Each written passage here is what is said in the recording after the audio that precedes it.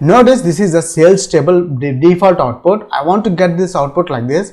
Convert rows to columns, and I want to get the total area wise of the regions. For that I am using pivot functionality.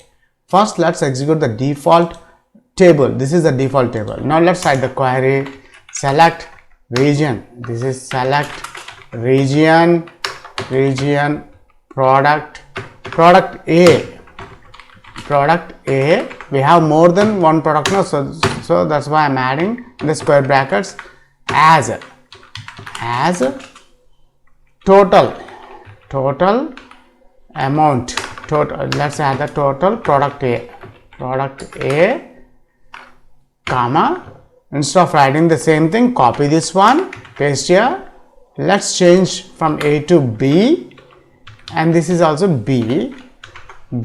And now we need to calculate sum of the total. So product A, P is capital here, P capital, product A plus product B as total area wise.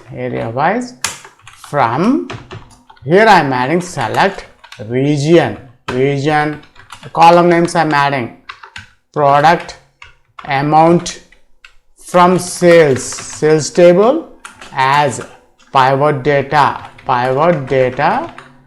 Now here I am adding pivot functionality. Pivot sum of pivot always takes the aggregate function amount for product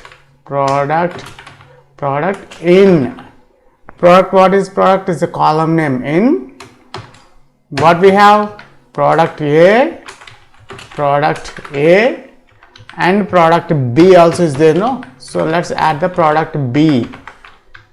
We need to add one more comma as pivot result, pivot underscore result. That's it. Now let's execute the statement, and here we got the output. Notice below, north and south is the region. This is the total area wise. We have convert the rows to columns.